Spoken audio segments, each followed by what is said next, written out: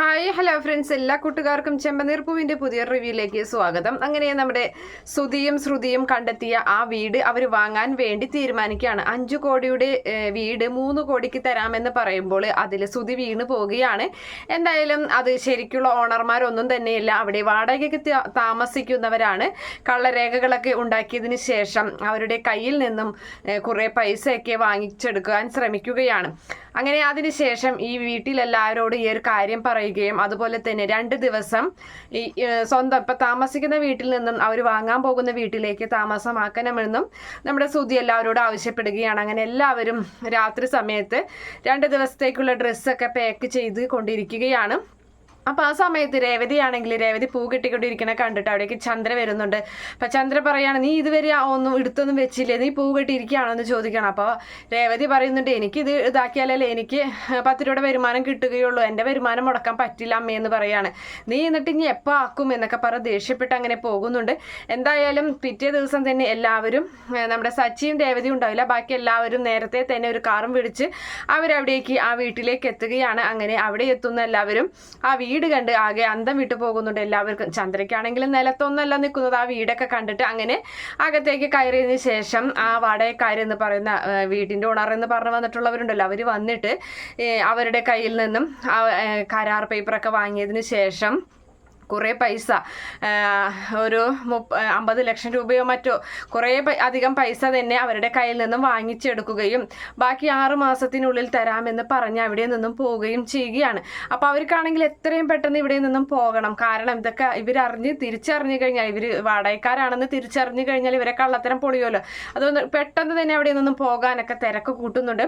അതുപോലെ തന്നെ വന്ന പാടെ തന്നെ ചന്ദ്രയുടെ മുഖസ്തുതിയൊക്കെ പറഞ്ഞിട്ട് അവൾ ഐശ്വര്യമുള്ള മുഖമാണ്, ഈ അമ്മയിരിക്കുന്നിടത്തൊക്കെ നല്ലതൊക്കെ ഉണ്ടാവുള്ളൂ എന്നൊക്കെ പറഞ്ഞ് അങ്ങനെ അവരൊക്കെ ഒന്ന് വളച്ചെടുക്കുന്നുണ്ട് ഈ വന്നവര്. എന്തായാലും കിട്ടിയ പൈസയും കൊണ്ട് അവരവിടെ നിന്നും മുങ്ങാൻ ശ്രമിക്കുകയാണ്.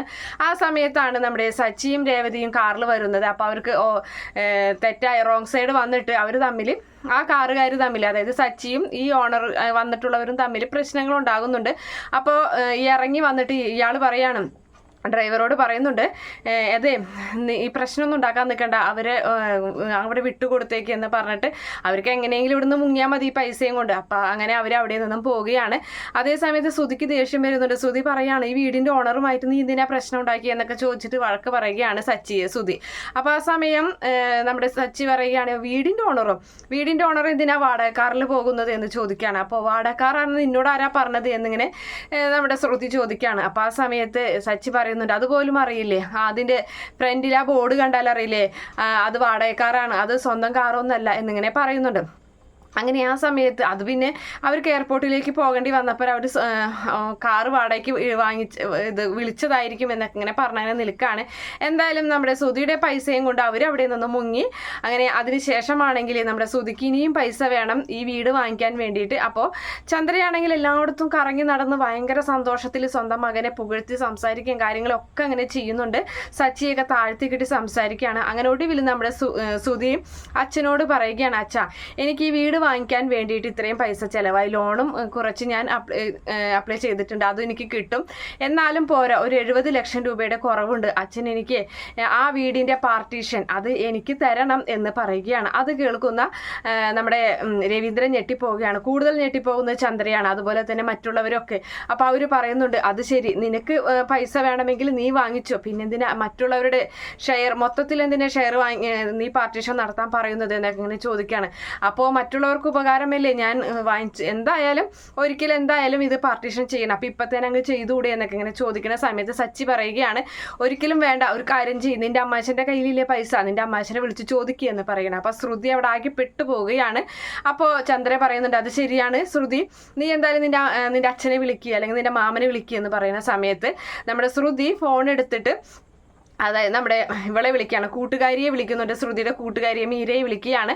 അപ്പോൾ മീരയോട് അച്ഛനോട് മാമനോട് സംസാരിക്കുന്നൊക്കെ പോലെ സംസാരിച്ചിട്ട് അവളങ്ങനെ നടക്കില്ല, ഇപ്പം പൈസ ഒന്നുമില്ല എന്നും പറഞ്ഞ് അവൾ ഫോൺ കട്ട് ചെയ്യുകയാണ്. അതിൽ നമ്മുടെ രേവതിക്ക് നല്ല സംശയമുണ്ട് ശ്രുതി അങ്ങനെ പറഞ്ഞതിൽ, അതിനെപ്പറ്റി അവിടെ സംസാരവും നടക്കുന്നുണ്ട്. എന്തായാലും അങ്ങനെയൊക്കെ ഒരു ഭാഗമാണ് നമ്മുടെ ശ്രുതിക്ക് ചതി പറ്റിയെന്ന് പിന്നീടാണ് അറിയാൻ പോകുന്നത്. അങ്ങനെ ഒരു ഭാഗമൊക്കെയാണ് എന്തായാലും ചെമ്പനീർ പൂവിൽ കാണാൻ പോകുന്നത്. കാത്തിരുന്ന് കാണാം. ഈ റിവ്യൂ ഇഷ്ടപ്പെടുകയാണെങ്കിൽ ഈ ചാനൽ ഒന്ന് സബ്സ്ക്രൈബ് ചെയ്ത് സപ്പോർട്ട് ചെയ്യണേ. Okay friends, by, thank